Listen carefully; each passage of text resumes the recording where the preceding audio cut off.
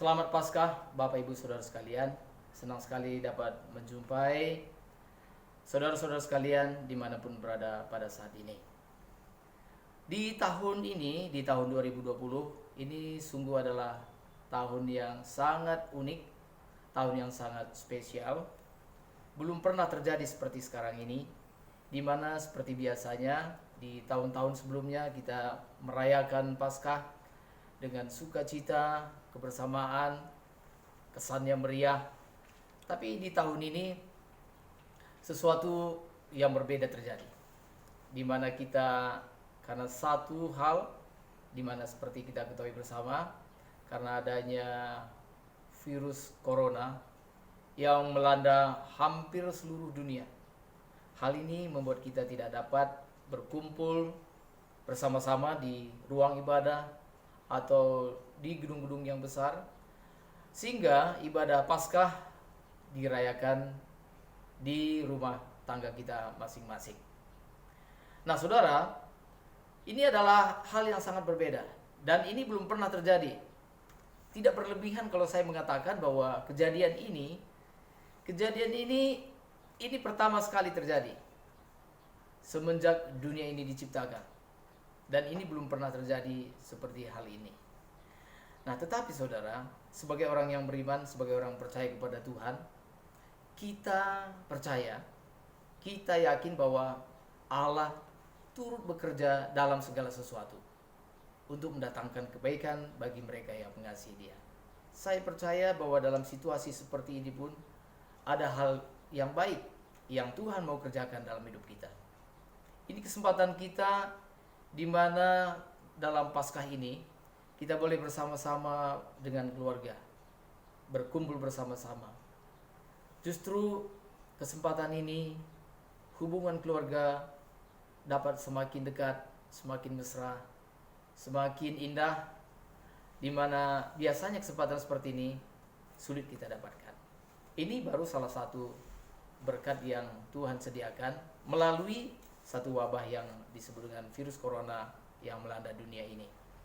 Nah, saudara yang dikasihi oleh Tuhan, di hari Paskah ini kembali kita merenungkan cinta kasih Tuhan dan kuasa Tuhan yang begitu besar yang mempengaruhi seluruh dunia ini.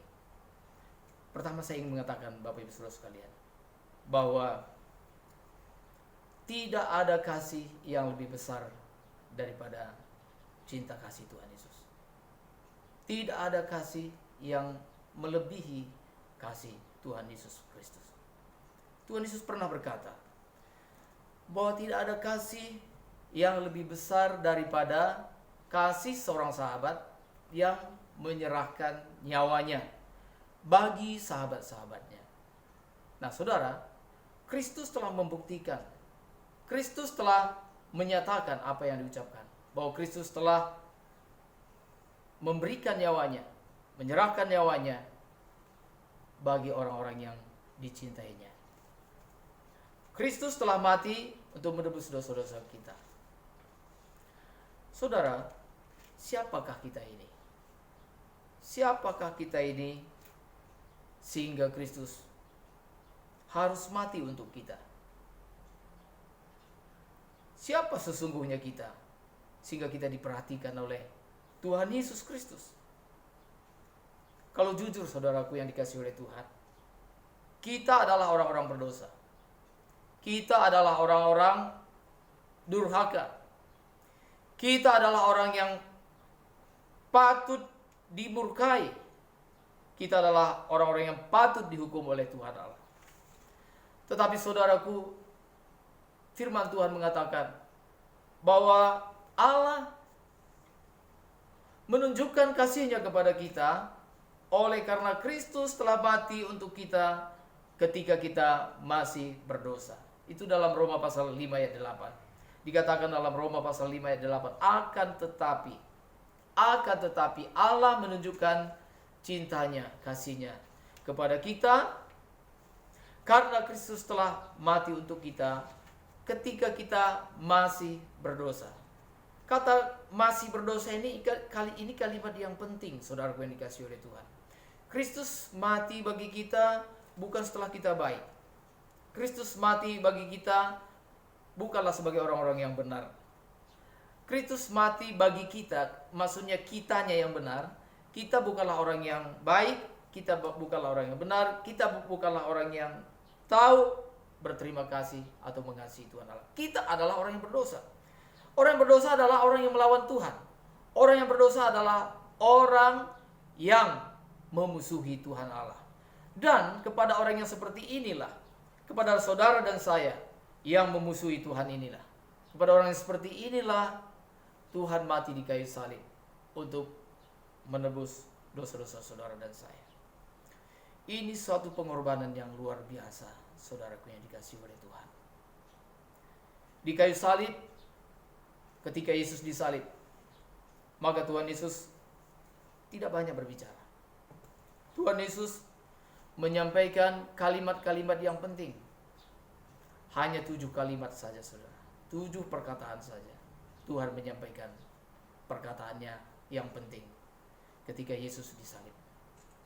Saudara, ketika Yesus disalib, itu adalah saat-saat di mana Kristus mengalami kesulitan yang paling besar. Itu adalah saat-saat di mana Kristus mengalami penderitaan yang teramat besar.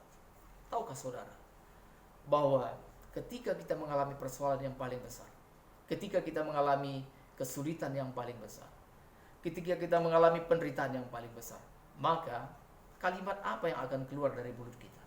Perkataan apa yang akan keluar dari mulut kita? Nah saudara, sesungguhnya ketika seseorang mengalami penderitaan yang paling besar, dan kalimat apa yang keluar dari mulutnya, itulah menunjukkan dirinya siapa sesungguhnya dia. Nah saudara, di kayu salib ketika Kristus menghadapi kematiannya, Tuhan Yesus berkata kalimat-kalimat yang luar biasa. Pertama dia berkata, kalimat pertama dari Tuhan Yesus ketika dia disalib, dia berkata, "Ya Bapa, ampunilah mereka, sebab mereka tidak tahu apa yang mereka perbuat." Kalimat pertama saudara bukanlah cacian makian, bukanlah kalimat hujatan, bukanlah kalimat yang mencetuskan sakit hati, bukanlah kalimat yang mengutarakan kesedihan hati. Tetapi saudara, kalimat yang pertama justru keluar dari mulut Tuhan Yesus adalah kalimat yang mendoakan saudara dan saya. Dia berkata, "Ya Bapa, ampunilah mereka, sebab mereka tidak tahu apa yang mereka perbuat." Saudara, di atas kayu salib itulah kalimat pertama dari Tuhan Yesus ini yang memberikan pengampunan bagi saudara dan saya. Kita yang adalah orang-orang yang berdosa, orang-orang yang durhaka, orang yang tidak tahu berterima kasih, kita dicintai oleh Tuhan. Sehingga kalimat pertama dari Tuhan Yesus berkata, "Ya Bapa, ampunilah mereka, sebab mereka tidak tahu apa yang mereka perbuat." Saudara, perkataan Tuhan Yesus inilah yang memberikan pengampunan bagi saudara dan juga bagi saya. Puji Tuhan, Tuhan mengampuni kita. Yang kedua dia berkata, kalimat yang kedua, ini adalah ucapan Tuhan Yesus kepada penjahat yang disalibkan bersama-sama dengan dia. Ada seorang penjahat yang telah melakukan kejahatan yang besar, disalibkan. Ada 2, yang satu di sebelah kiri Tuhan Yesus, satu di sebelah kanannya. Salah satu dari penjahat ini tadi saudara, dia menyadari dan dia bertobat. Nah saudara, saya mengatakan bahwa penjahat ini memiliki iman yang luar biasa. Penjahat ini memiliki iman yang luar biasa. Sekalipun dia melakukan kejahatan, tetapi sebenarnya dia masih memiliki iman. Sehingga dia tahu ketika dia melihat kepada Yesus, dia melihat bahwa yang disalib ini bukanlah sembarangan orang. Yang disalibkan ini bukanlah orang yang sembarangan. Dia tahu bahwa dari kalimat pertama daripada Tuhan Yesus, "Ya Bapa, ampunilah mereka," ini pasti bukan orang yang biasa. Ini pasti orang yang luar biasa. Dan dia mengerti tentang konsep mesianis. Dan dia tahu bahwa ini adalah raja. Maka dia berkata kepada Yesus, dia bilang, "Tuhan, ingatlah akan aku ketika engkau akan datang sebagai raja." Seorang penjahat tahu bahwa Yesus akan datang sebagai raja. Dan apa yang dikatakan oleh Tuhan Yesus? Inilah kalimat yang kedua dari Tuhan Yesus di kayu salib. "Aku berkata kepadamu, sesungguhnya hari ini juga engkau bersama-sama dengan aku di Firdaus." Saudara, ini adalah satu janji yang besar yang Tuhan berikan bagi seorang penjahat, bagi seorang yang telah melakukan banyak kejahatan. Saudara, apakah saudara merasa bahwa saudara telah melakukan dosa yang besar? Apakah saudara merasakan bahwa saudara telah berdosa besar di hadapan Tuhan? Dengar firman Tuhan. Hari ini juga, jikalau saudara mau datang kepada Tuhan, Tuhan berkata kepadamu bahwa Tuhan mau mengampunimu, bahwa Tuhan mau menerima engkau. Mengapa engkau harus hidup dalam dosa? Mengapa harus terus mempertahankan hidup yang melawan kehendak Tuhan? Saudara, dalam nama Tuhan Yesus, saya mengatakan, tinggalkanlah dosa-dosa saudara. Datanglah kepada Tuhan Yesus Kristus. Tuhan Yesus berkata kepada penjahat yang telah melakukan kejahatan yang sedemikian besar, dia berkata, aku berkata kepadamu, hari ini engkau akan bersama-sama dengan aku di Firdaus. Penjahat ini akan mati, Tuhan Yesus juga akan mati. Tetapi puji Tuhan bahwa penjahat ini, dia menyadari dosanya, dia menyadari kesalahannya, dan dia minta pengampunan kepada Tuhan. Dia menyadari kesalahannya sedemikian besar, dan Tuhan menerima dia, memberikan janji yang luar biasa. Hari ini engkau bersama-sama dengan aku di Firdaus. Itu kalimat yang kedua. Kalimat yang ketiga itu adalah ditujukan kepada ibunya, kepada Bunda Maria dan muridnya yang termuda, yaitu Yohanes. Kepada ibunya, kepada Bunda Maria, Tuhan Yesus berkata, ketika disalib, dia berkata, ibu, inilah anakmu. Siapa maksudnya inilah anakmu? Maksudnya dia menunjuk kepada Yohanes. Ibu, inilah anakmu. Dengan kata lain, ibu, Yohanes, inilah anakmu sekarang. Karena tugasku sebagai anakmu sudah selesai. Dan dia melihat kepada muridnya, kepada Yohanes. Dia berkata kepada Yohanes, inilah ibumu. Maksudnya Maria ini adalah ibumu. Dan Alkitab mencatat, setelah perkataan itu, maka hari itu Yohanes menerima Maria di rumahnya. Dengan kata lain, Yohanes menerima Maria sebagai ibunya.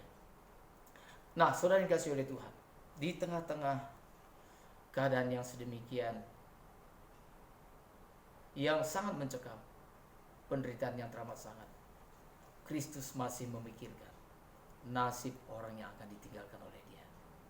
Ini sungguh-sungguh hati yang mulia, hati yang luar biasa.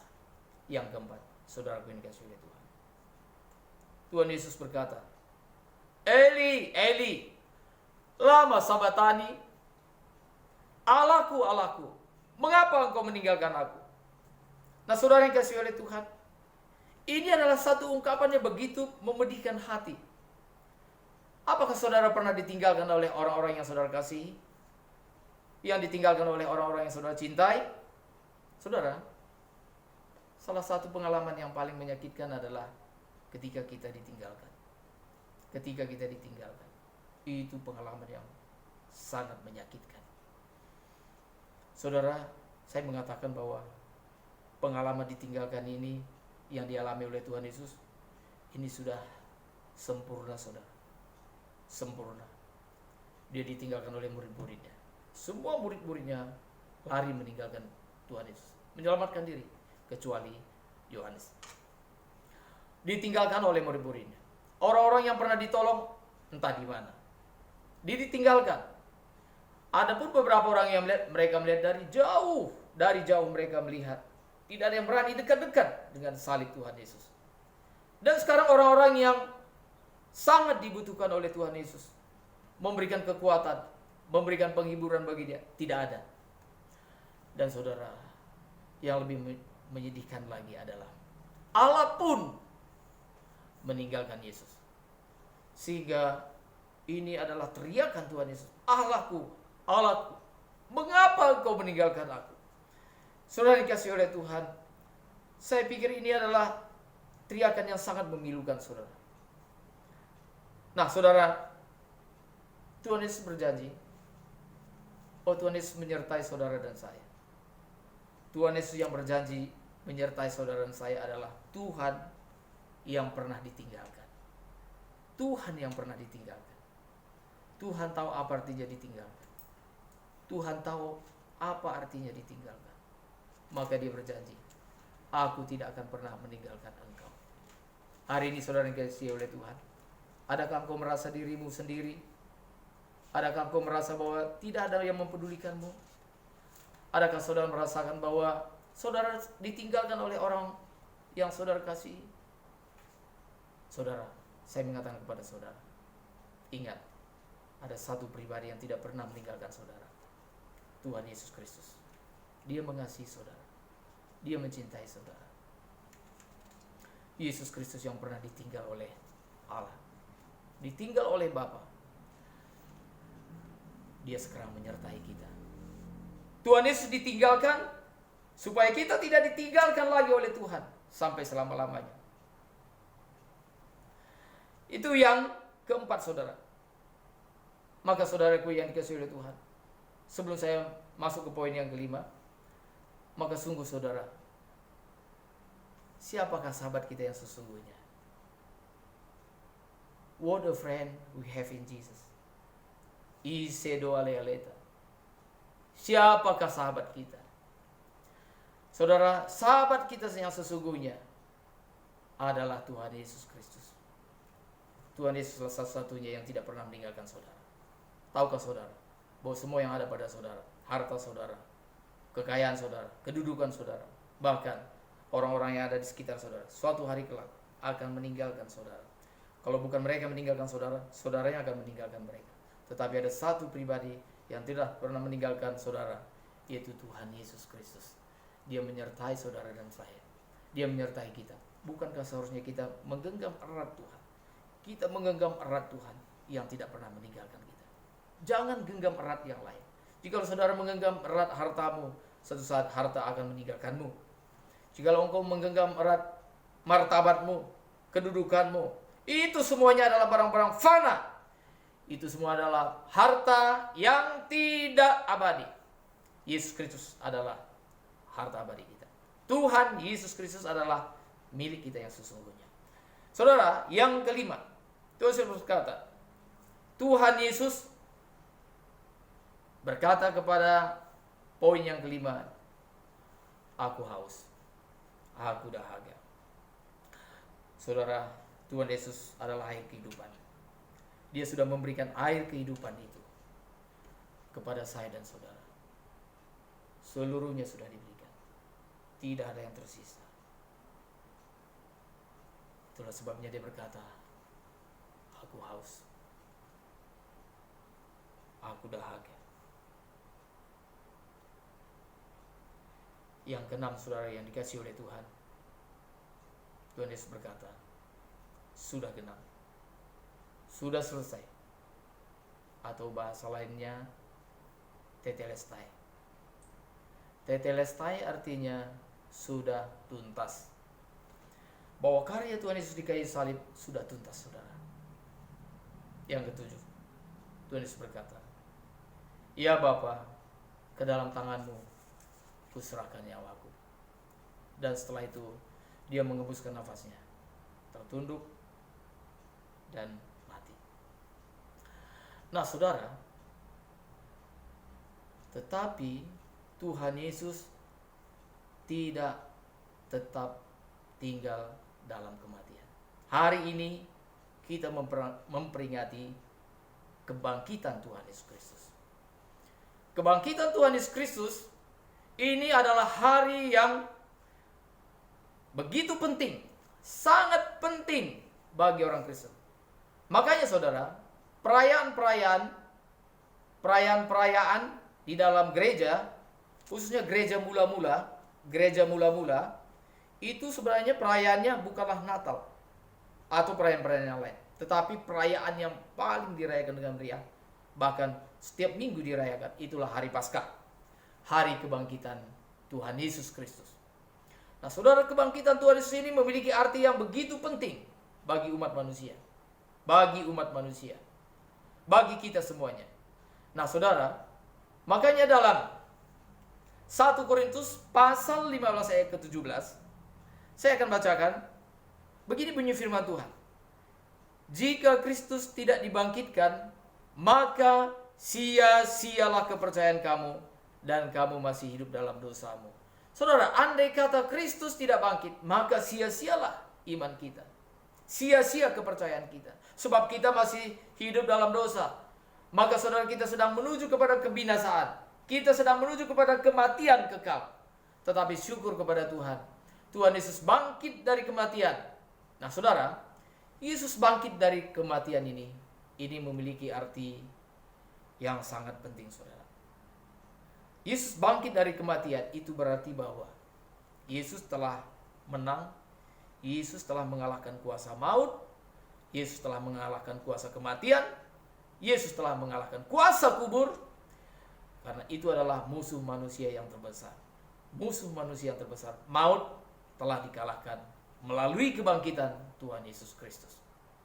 Nah saudara, Tuhan Yesus adalah satu-satunya manusia yang pernah mati dan bangkit kembali dan hidup selama-lamanya. Karena itu saudara, Tuhan Yesus mengerti apa artinya mati. Kadang saya berpikir, bagaimana kita bisa mengetahui mati itu seperti apa?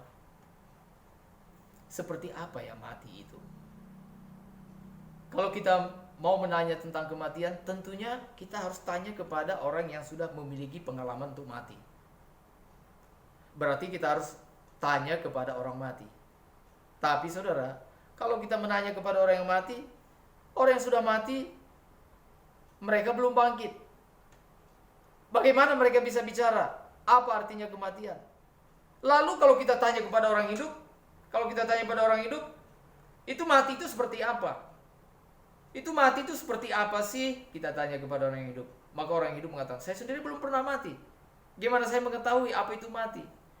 Nah saudara, ini adalah pertanyaan yang begitu sulit saudara, yang dikasihi oleh Tuhan. Tapi puji Tuhan, ada satu pribadi yang berkuasa, yang pernah mati. Tuhan Yesus dalam Wahyu pasal 1 ayat 18 mengatakan, aku pernah mati. Lihatlah, aku pernah mati. Tetapi lihatlah, aku hidup selama-lamanya. Jadi saudaraku yang dikasihi oleh Tuhan, Tuhan Yesus tahu apa itu mati. Mengapa? Tuhan Yesus pernah mati. Tuhan Yesus pernah mati. Dia mengalami apa itu kematian. Apa artinya turun ke dalam kerajaan maut. Apa artinya meninggalkan dunia ini. Apa artinya berada di dalam kematian. Tuhan Yesus pernah alami. Dan puji Tuhan, Tuhan Yesus bukan hanya mati, tetapi dia dibangkitkan. Sehingga apa itu mati dan apa itu kematian, Tuhan Yesuslah yang paling tahu. Karena Tuhan Yesus pernah mati dan dia hidup kembali dan hidup selama-lamanya. Maka dia mengatakan, aku paling tahu apa itu kematian. Maka Tuhan Yesuslah yang paling berhak mengetahui apa itu mati. Sebab Tuhan Yesus pernah mengalami, dia pernah mati dan hidup kembali. Saudara, dia berkata kepada kita, dia berkata, aku sudah pernah mati. Kalau begitu, bagaimana seharusnya sikap kita terhadap kematian? Tuhan Yesus melalui firman-Nya berkata, bahwa sebagaimana Kristus bangkit, maka kita juga akan mengalami kebangkitan. Tuhan Yesus mengatakan, aku tahu apa itu mati. Aku pernah mengalaminya. Jangan takut, sebab aku telah mengalahkan kematian melalui kebangkitanku. Sebelum kebangkitan Tuhan Yesus telah mengalahkan kuasa kebangkitan. Tuhan Yesus telah mengalahkan kematian dengan kuasa kematiannya di Golgota. Di Golgota, Tuhan Yesus bukan kalah.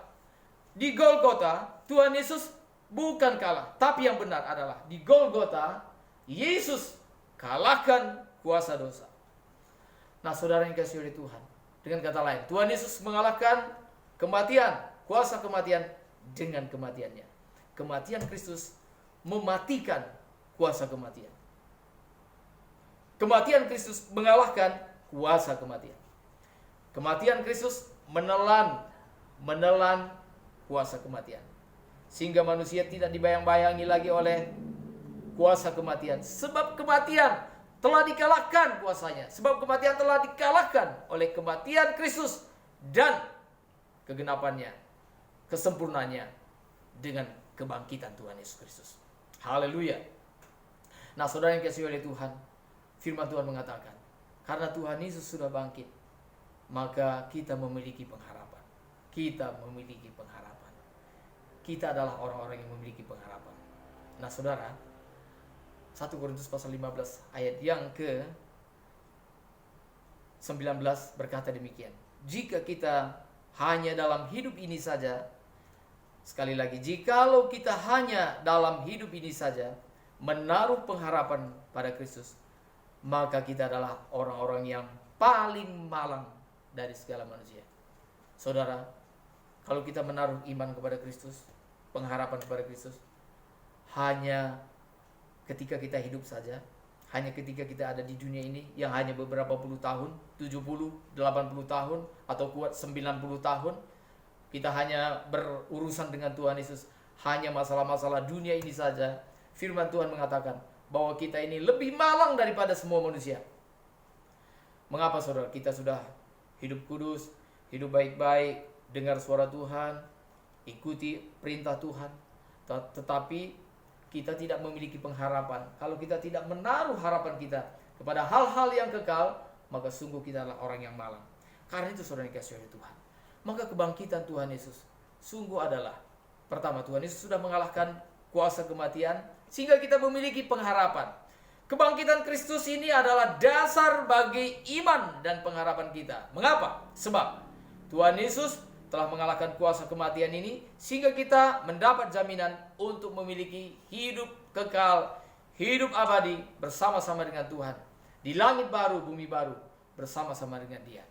Nah, saudara yang dikasihi oleh Tuhan, itulah sebabnya maka kita memiliki pengharapan bukan hanya di dunia ini saja, tetapi juga kita memiliki harapan untuk memiliki hidup yang kekal. Saudara, apa artinya hidup yang kekal? Hidup yang kekal ini bukan hanya berbicara tentang panjangnya kita hidup, bukan hanya berbicara tentang rentang waktu yang tak terbatas, tapi juga berbicara tentang kedalaman hidup kita. Berbicara juga tentang kualitas hidup kita. Jadi hidup yang kekal bukan hanya satu masalah waktu hidup, bukan hanya masalah hidup yang tidak putus-putusnya, itu memang termasuk. Tetapi hidup yang kekal juga berbicara tentang hidup yang berkualitas, hidup yang bermutu, dan hidup yang berkualitas ini kita terima bukan nanti di surga, bukan nanti setelah kita mati. Tapi hidup yang berkualitas ini, hidup yang bermutu ini, kita terima selagi kita masih hidup di dunia ini.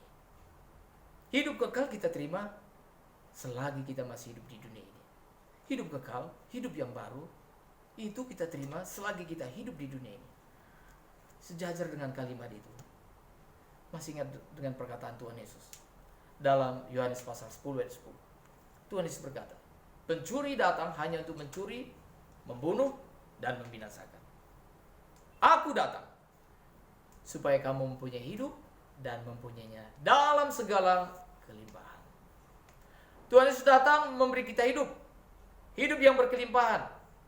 Hidup yang berkelimpahan ini, saudara, jangan saudara tafsirkan, jangan saudara artikan bahwa hidup yang berkelimpahan ini berbicara tentang kelimpahan secara materi. Bukan berarti bahwa saudara kaya raya secara materi, bukan berarti bahwa saudara berlimpah-limpah secara kekayaan materi atau duniawi. Tetapi saudara, hidup yang berkelimpahan ini jauh melampaui kekayaan duniawi ini. Hidup yang berkelimpahan adalah hidup yang sesungguhnya, hidup yang berkualitas. Saudara memiliki hidup yang berkelimpahan artinya tidak kurang.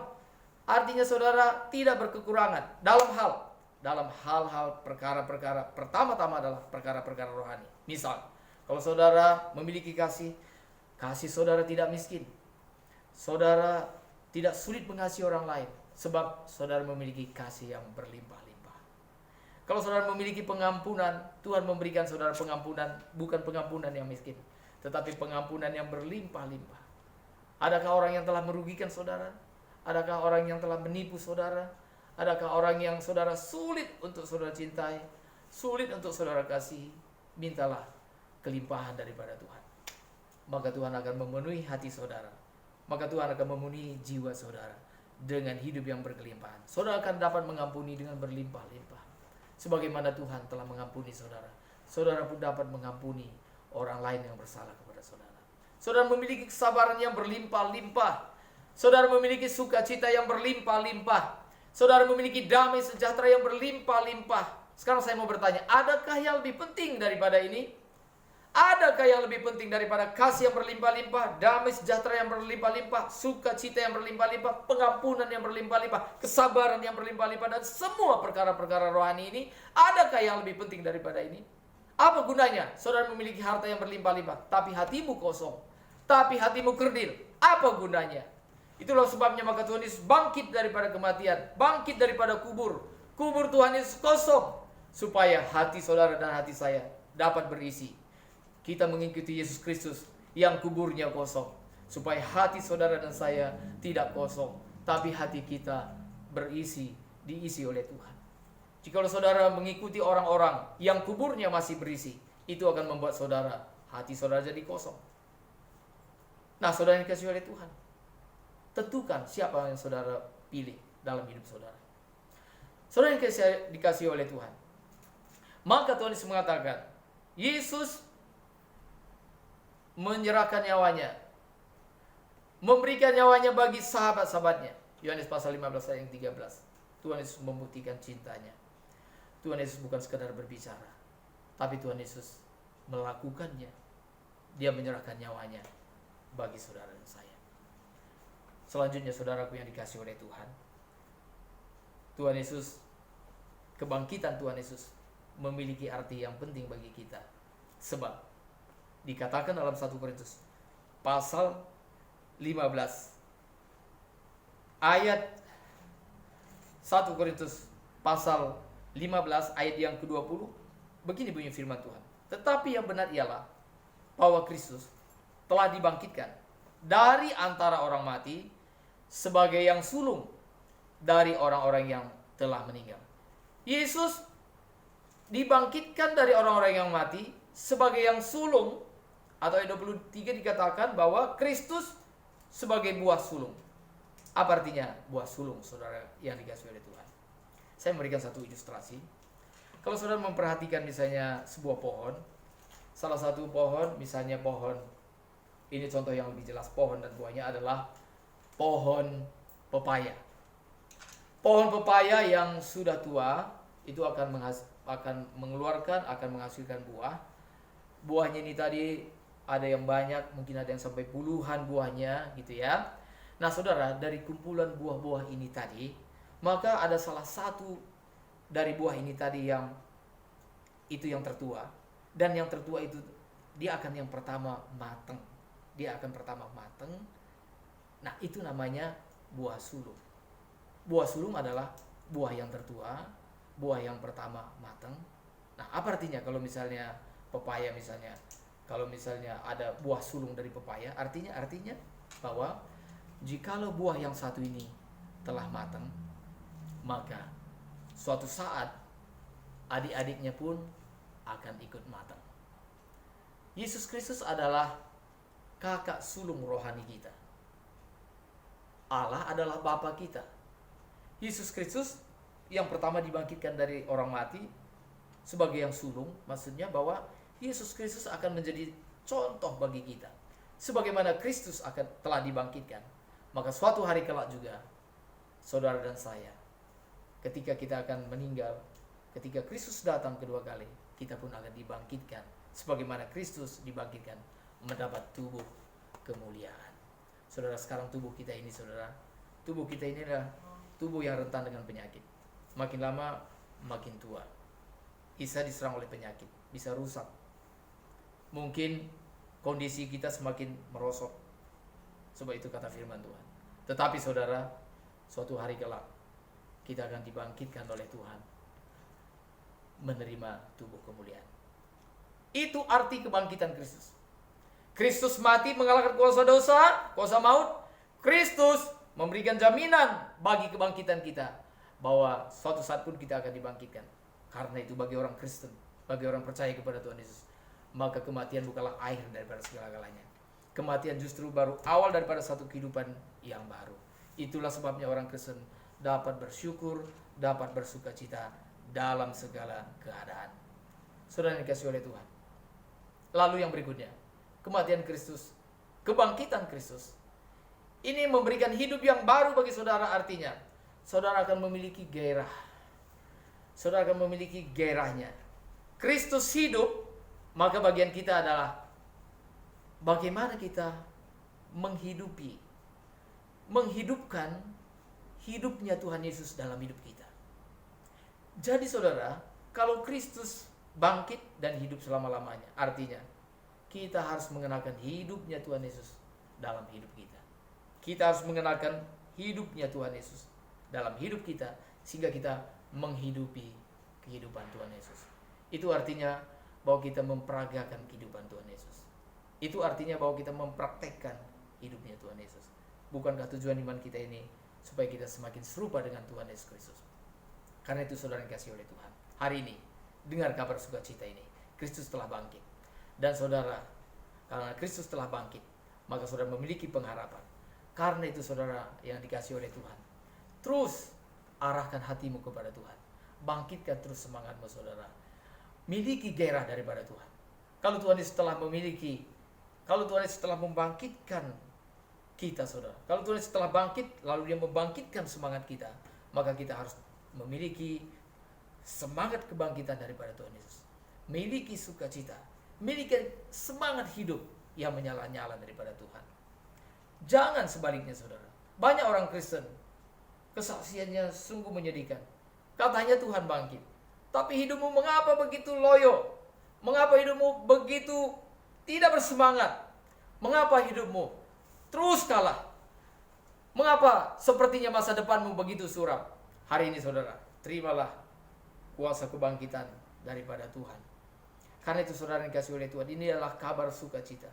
Ini adalah kabar yang memberikan semangat bagi saudara dan saya. Kita dipimpin oleh Tuhan selagi kita di dunia ini.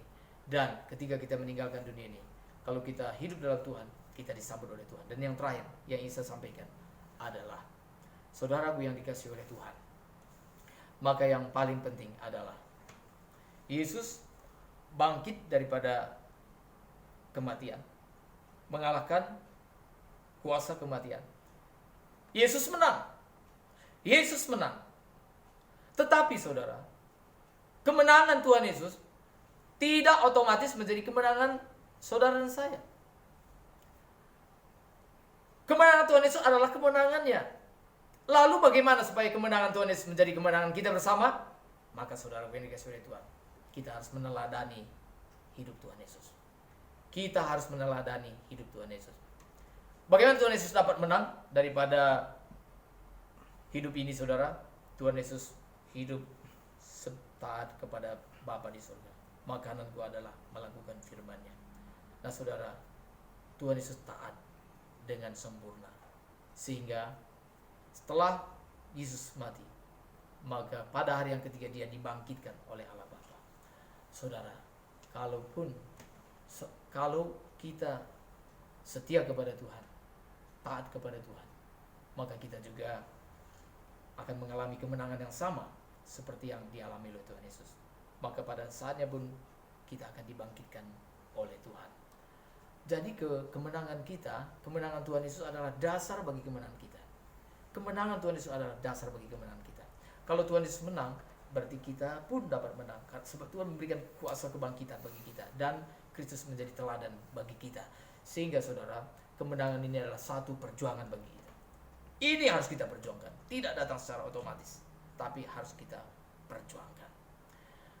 Kiranya sukacita Paskah ini menjadi berkat bagi kita. Kita bersyukur kepada Tuhan. Kita berterima kasih kepada Tuhan. Karena dalam Tuhan Yesus Kristus ada pengharapan. Ada berkat yang besar yang Tuhan nantikan hari ini sampai kepada kekekalan. Tuhan Yesus memberkati kita. Amin.